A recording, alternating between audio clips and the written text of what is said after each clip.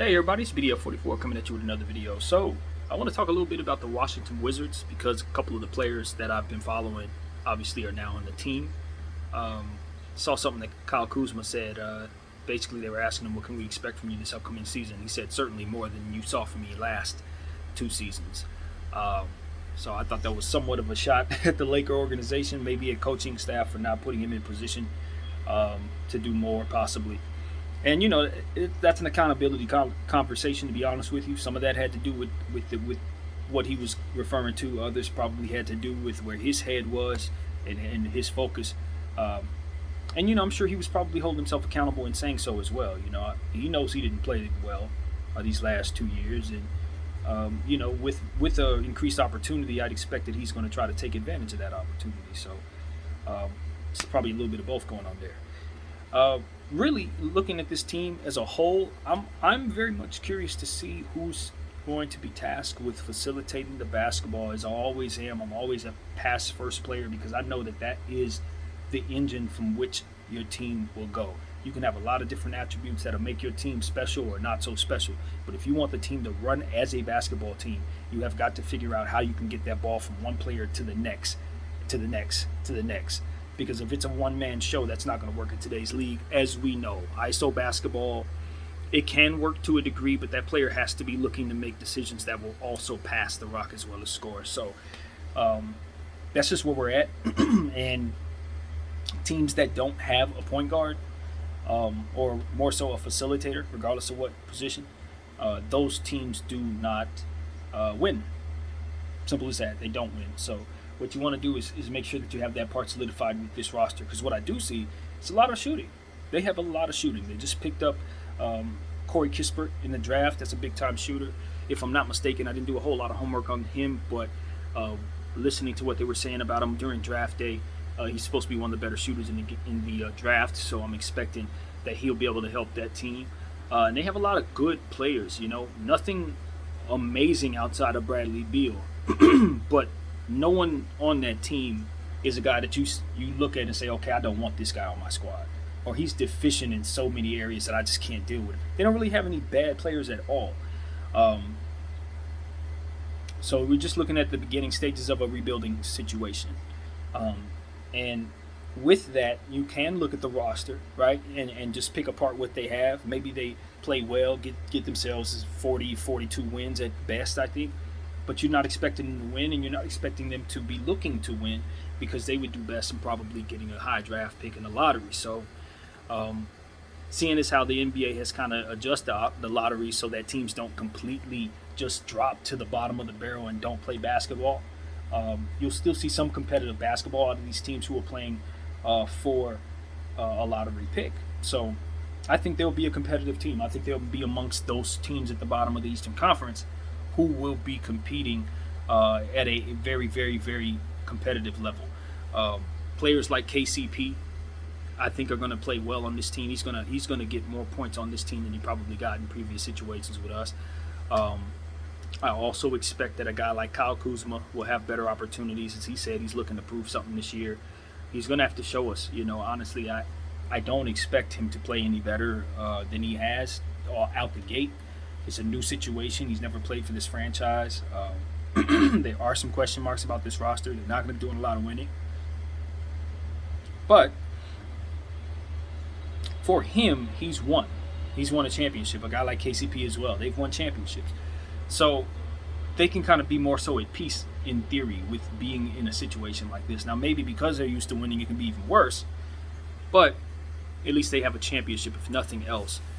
You can totally see another team, a championship caliber team, coveting them and ultimately getting them out of Washington. So I'd expect something like that to take place possibly.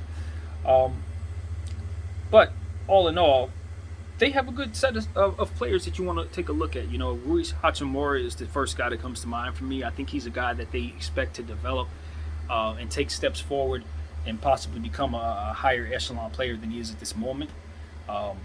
We've seen the gradual progression with him. He likes the mid-range game. He's an aggressive player and an athletic player. And he's somebody that I think is going to be kind of one of the focal points of what they do this season. I'm more so curious about Spencer Dinwiddie. how he bounces back from injury. This is also a situation where he's never played for another team, if I'm not mistaken. No, that's wrong. He played for Detroit. I think they traded him. Uh, yeah, he was with Detroit for a couple of years. But anyway, this is a situation where he hasn't been on a different team in a while, and the last couple of years he's been fighting this knee injury, and just kind of we haven't seen him play at a high level in a while. But when we did see him play last, he was playing a bench role, but he was more so one of the more six men that were respected and people that you would look at to give you starters minutes if ever given a starting position. So he was a guy that I look at like Terry Rozier in that way. It's just like you're just waiting for them to get their opportunity.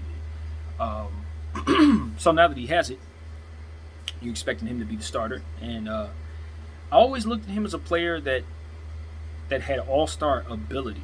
He was someone who could do a little bit of everything and a lot of scoring to go with that. So I'm not really saying that he can't facilitate or that he can't turn into a pass-first player. I just don't know that to be his game. I look at him as more of a scoring-first guy who gets assists. So, it'll do, but it all depends on the conditioning that he comes in and how quickly he adapts to the new situation and how well the team adapts to one another. But what you will see is a lot of camaraderie, a lot of guys who've played with one another on this team together.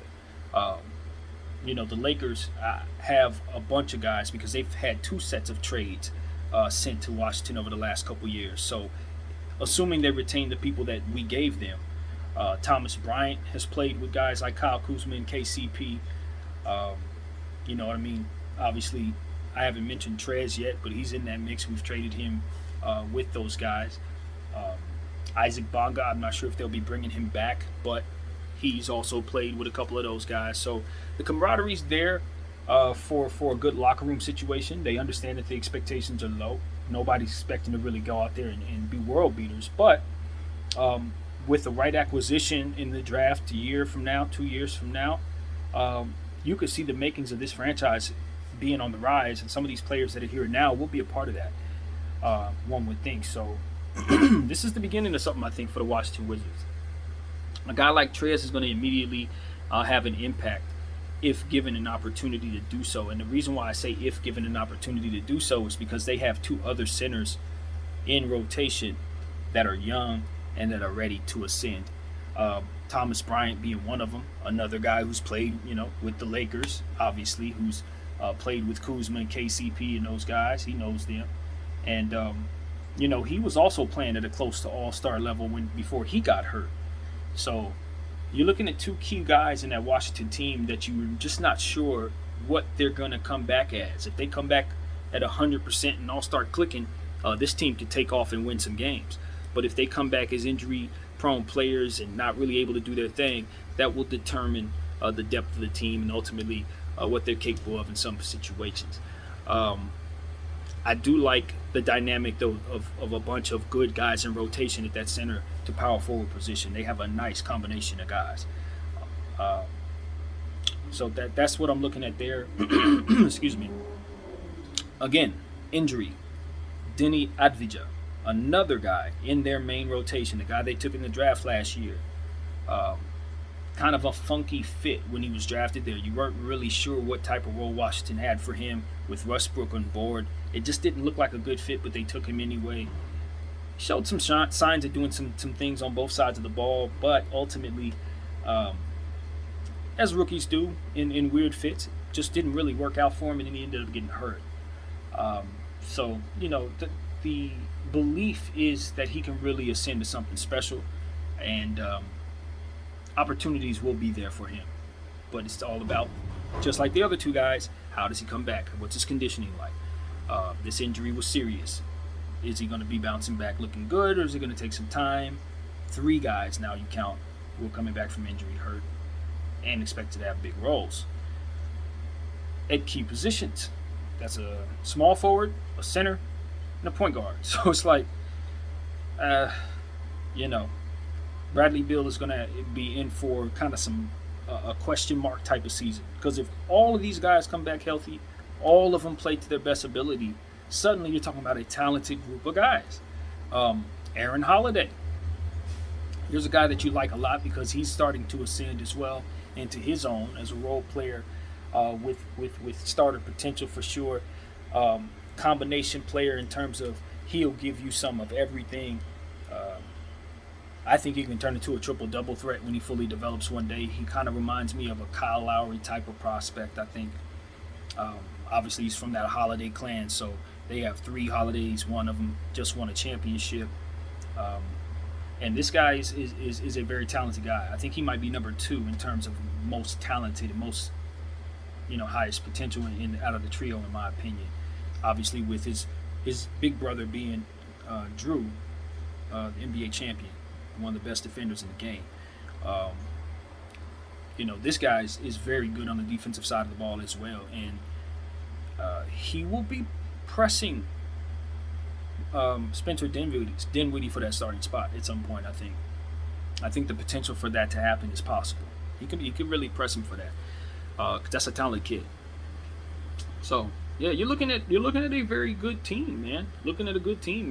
They just have to put it together. Obviously, they're under-starred, if that makes any sense. In other words, with one superstar, you can have a team full of good players, but you're not going to be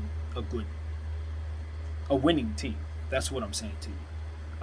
They need star power now, and we've seen teams be in this situation before. The Clippers, a couple years back, before Kawhi and PG chose them, that type of roster, right? The Lakers, before we got AD and Bron, this is that type of roster. But the difference is they got Bradley Beal.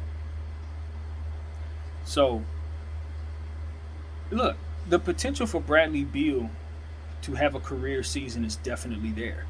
It's definitely there. He's coming in healthy. Obviously, he's going to miss playing with Westbrook. Some of those easy buckets are not going to be as plentiful.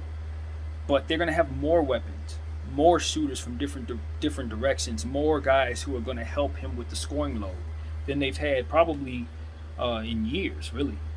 So the possibility of them having a very fluent offense for him to get his in is really high. I like it. I like it. He can win the scoring title this year. That's what I'm looking at. That's possible. So, yeah, man, big year for Bradley Beal if he doesn't get traded. But as far as the team winning, like I said, I think at the most he can get like 42 wins. That's what I think. So it all depends on how deep that team actually is going to be. If those guys all come back healthy, start clicking early, if everybody meshes really, really soon, maybe get a career year out of a guy like Kyle Kuzma, this team could scratch and claw into like the 10th seed, trying to get into that play-in game. But that's about as high as the ceiling goes. At worst, they're the worst team in the league. And that's going to be okay because they're simply depleted. They have a lot less talent than most teams.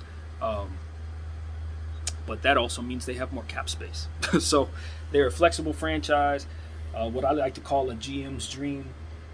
Movable pieces, happy superstar despite the losing. I mean, you can't. It's one of the best situations in the league. So long as the owner can just not offend people. Because what he said about Russell Westbrook did in fact offend some folks. So that's what I got, man. My name is BDF44. I thank you all for watching. Hopefully the Washington Wizards have a healthy season. That's what I wish for all the teams in the league. And yeah, that's what I got. Congratulations to the Laker guys landing in a spot that I think will allow them to spread their wings. I appreciate all those guys for what they did, their contributions to our team, especially our champs, Kyle Kuzma and KCP. And yeah, that's what I got, man. Thank y'all for watching. Peace.